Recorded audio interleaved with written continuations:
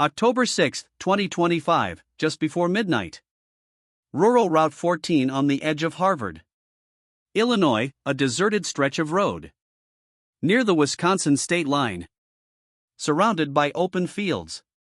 A patrol officer spots a vehicle parked on the shoulder with its hazard lights. Blinking, rhythmic orange flashes. Cutting through the total darkness of the highway. The car is still, engine off.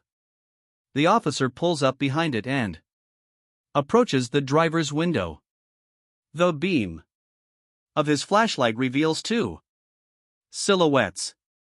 In the driver's seat is a woman unnaturally slumped over the wheel. In the passenger seat is a man, his head tilted back. When the officer raps loudly on the window and orders them to open the doors, there's no response. He sees every door lock is engaged, not wanting to break the glass and disturb a potential scene before backup arrives. He calls for medics and an investigative team, reporting non-responsive individuals inside a locked vehicle. Route 14 is soon cordoned off with yellow tape. When paramedics and detectives arrive, a critical moment comes, accessing the interior. Because the doors are locked from the inside, specialists must use tools to unlock the doors without shattering the windows. The moment the seal of the cabin is breached, medical personnel confirm that neither the woman nor the man shows any signs of life. Their identities are established from paperwork found in a purse and a wallet. 29-year-old Rachel Noel Dumovich and her 30-year-old husband Brandon Peter Dumovich. At that moment, investigators make a crucial discovery. A handgun resting in the man's hand. The painstaking documentation of the scene begins. Despite the presence of the firearm inside, detectives are required to conduct a full inspection of the vehicle. This isn't looking for signs of an ordinary crash. It's a check of the forced stop scenario. Experts scour the exterior for traces of foreign paint, dents, or scratches that might suggest another vehicle was used as a battering ram to force the Dumovich off the road.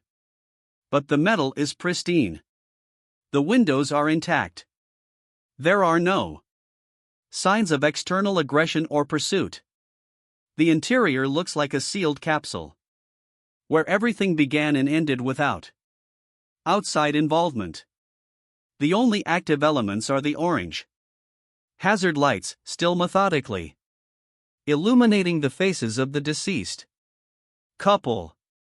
Upon examination, it was confirmed that both Rachel and Brandon had sustained gunshot injuries. Investigators carefully documented the scene, marking the exact position of each shell casing in relation to the bodies and the interior of the vehicle.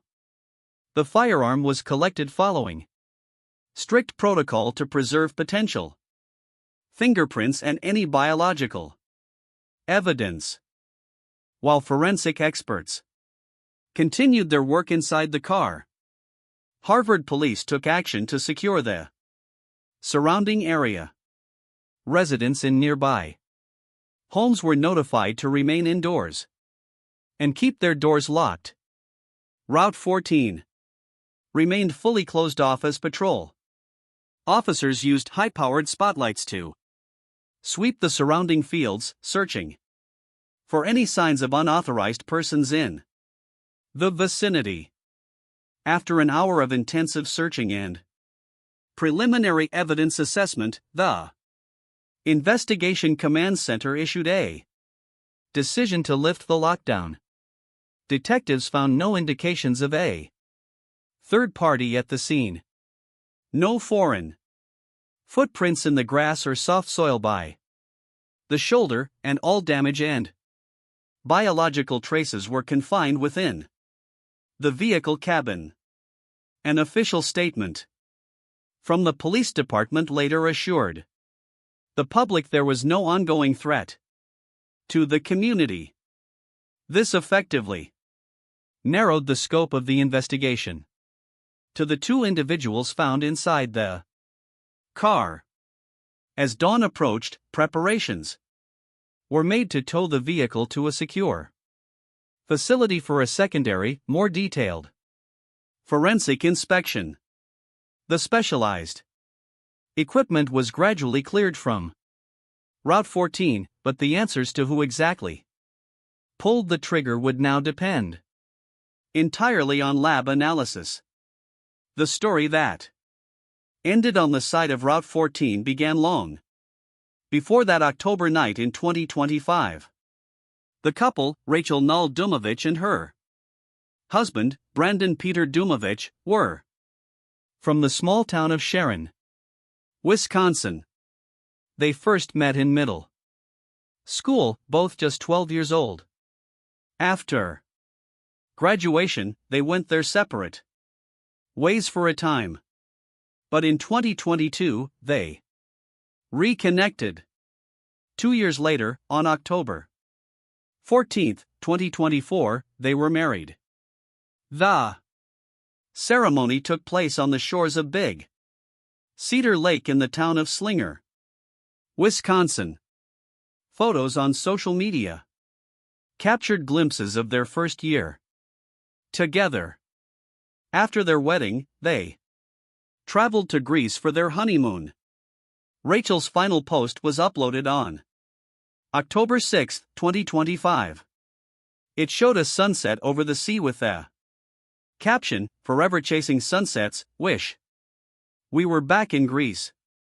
That post was made just hours before their car was discovered by a highway patrol officer on the roadside. One day before the tragedy, on October 5, Brandon celebrated his 30th birthday. The couple had recently purchased a home in Sharon and were in the process of settling in. According to neighbors' accounts and publicly available posts, Rachel and Brandon were involved in shared projects focused on travel plans and building their careers.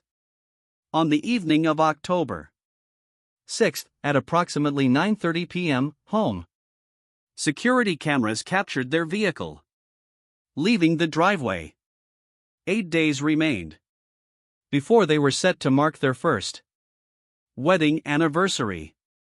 The identities of Rachel and Brandon come into focus through their daily routines and the way they treated those around them. Rachel Null Dumovich was remembered by colleagues as someone with an uncommon depth of kindness.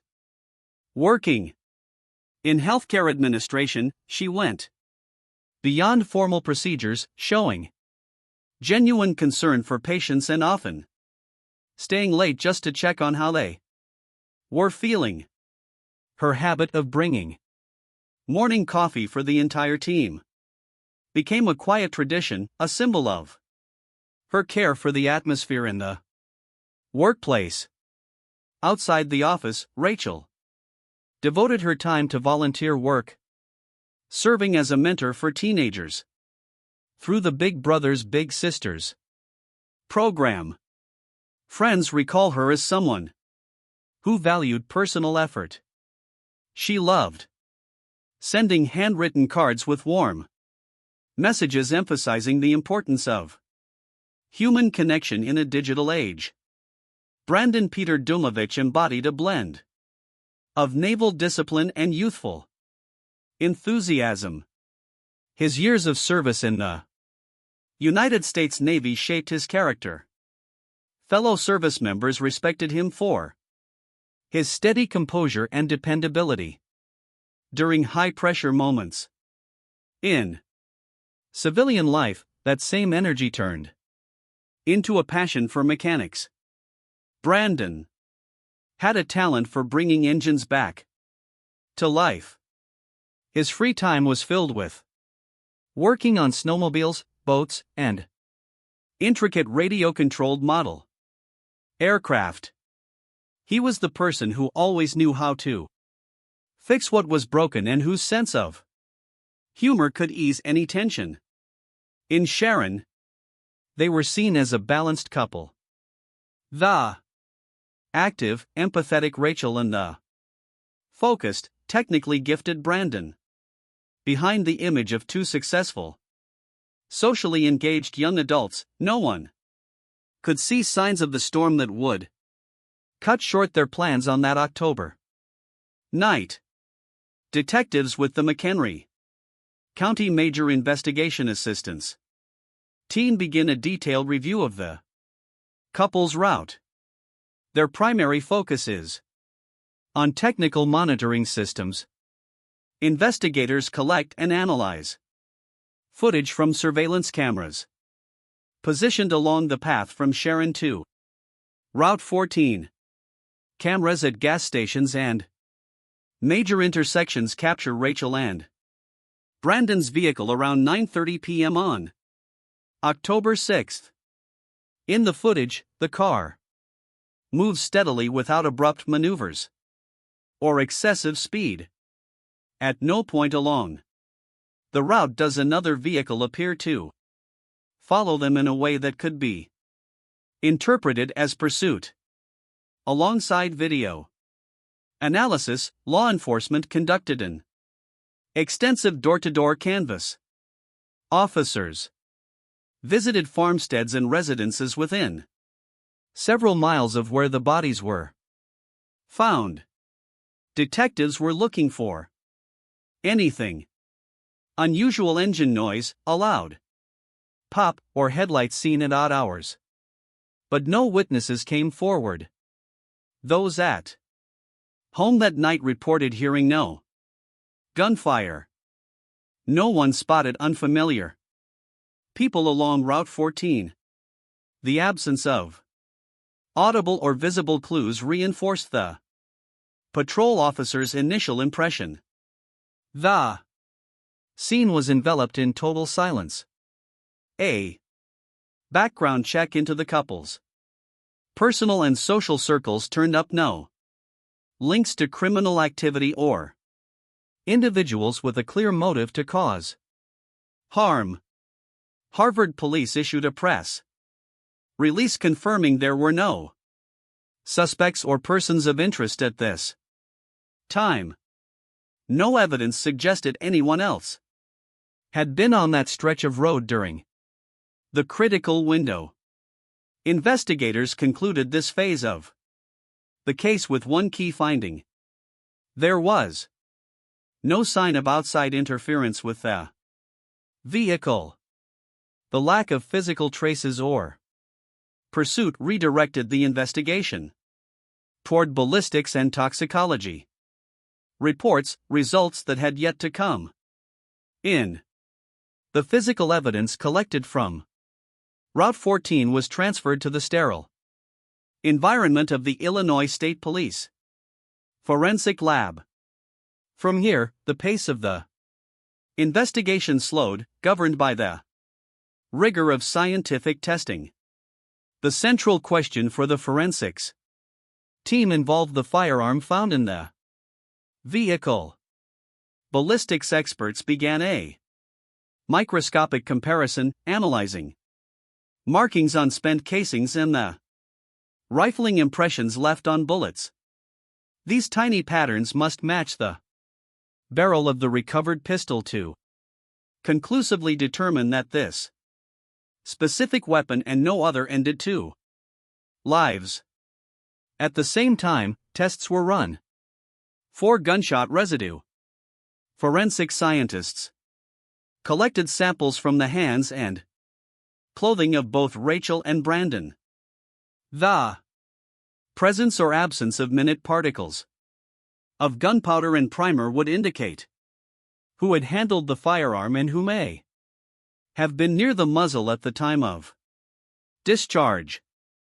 Meanwhile, the coroner's office began autopsies and ordered comprehensive toxicology screenings.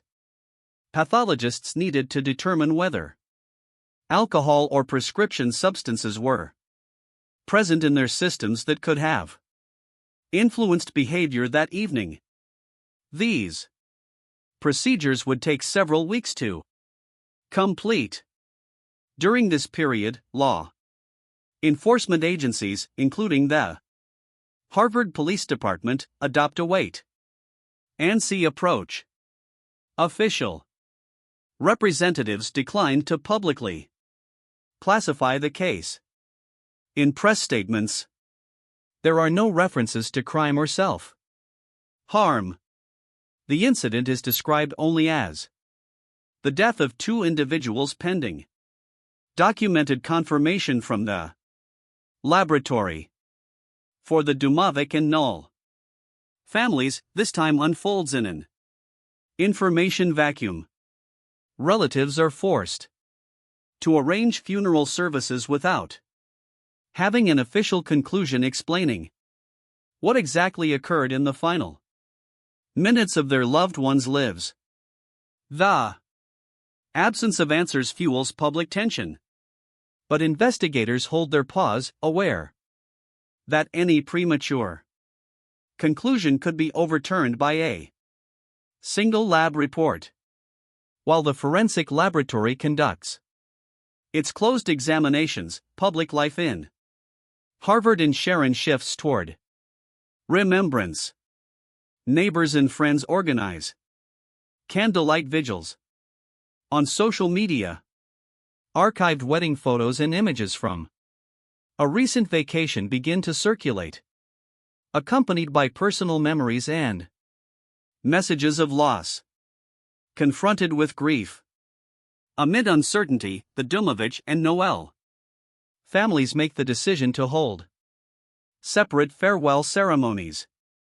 Funeral preparations move forward in parallel without coordination between the two households. Careful observers notice a striking omission in the published obituaries. Rachel's obituary makes no mention of Brandon. Brandon's obituary does not include Rachel's name. Neither text contains the customary phrases such as beloved spouse or life partner.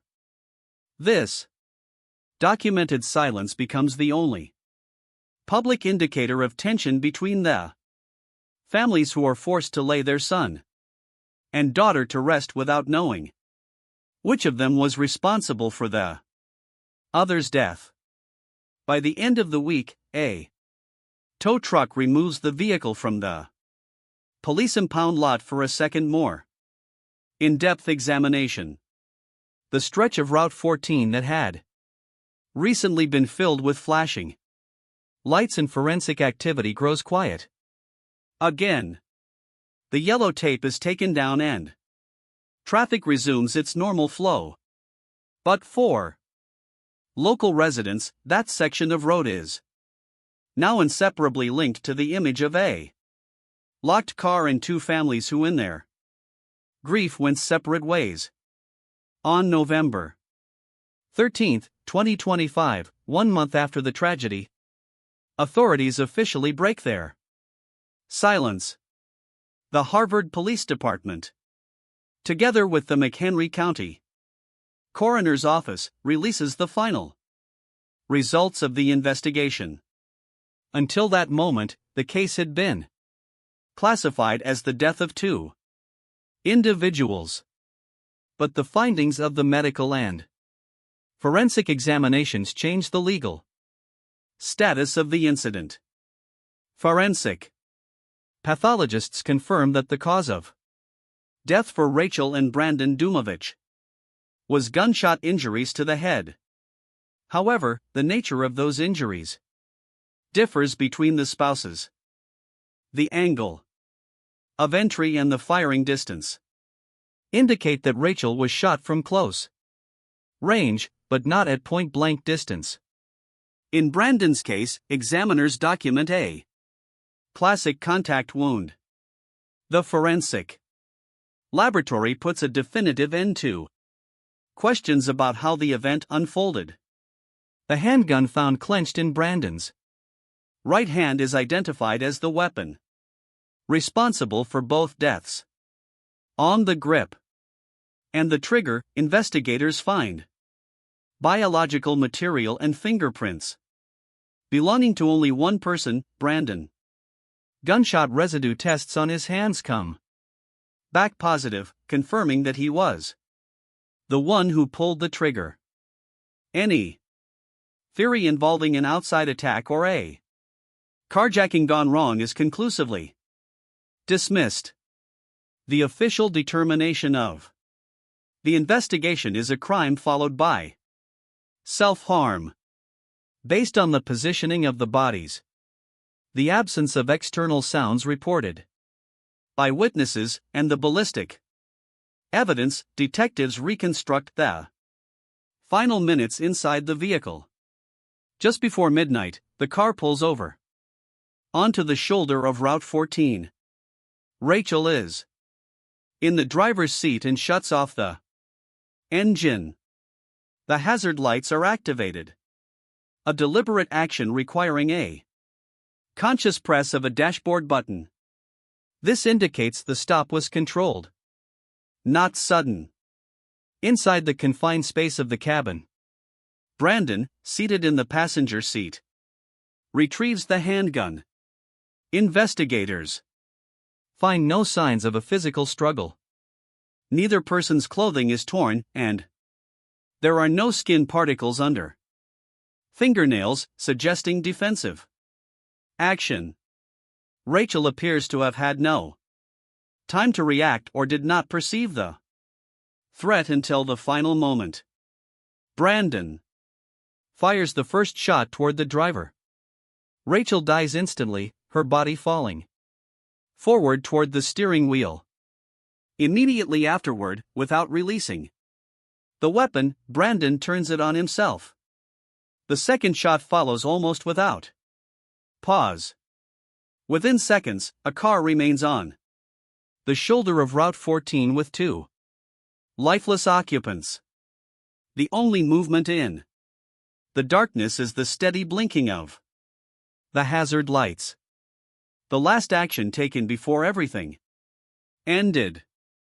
The release of the report on November 13th confirms the community's worst fears for the families of Rachel and Brandon. However, the fracture came earlier, even before the police issued their final conclusion. The relatives on both sides had already withdrawn from one another.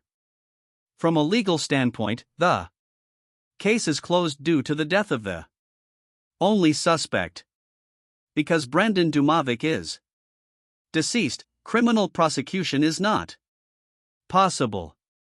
The state prosecutor files no charges and there will be no courtroom proceedings that might have shed light on possible motives such as financial stress, concealed emotional distress, or a sudden personal conflict.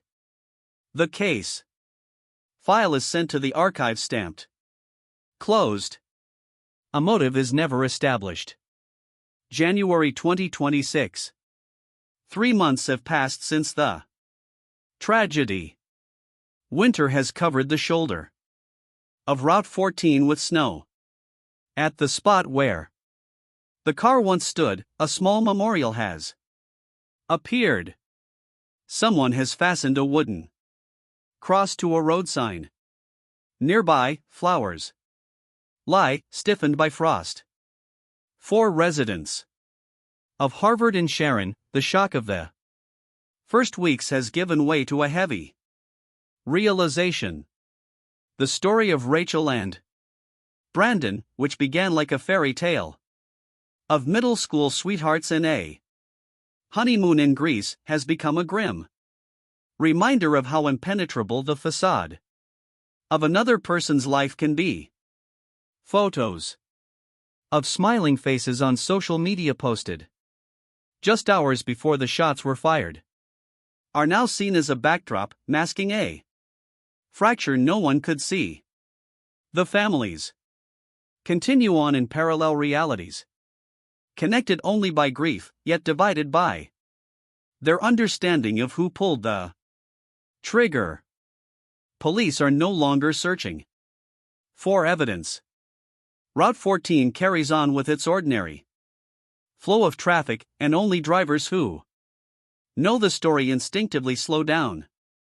Near the 700 block of North Division Street, where one night hazard lights blinked in the dark, signaling a crisis, no one was able to stop.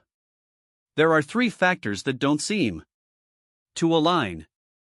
First, the perfect facade on social media. Second, the complete absence of any known history of aggression or serious conflict, according to friends. Third, the unsettling timing. One day after the husband's milestone birthday, and 1 week before the wedding anniversary, forensics answered the questions of who and how, but the answer to why left with Brandon. What do you think could fracture a person in just 24 hours? Have you noticed in similar stories red flags that everyone missed? Let's talk about it in the comments.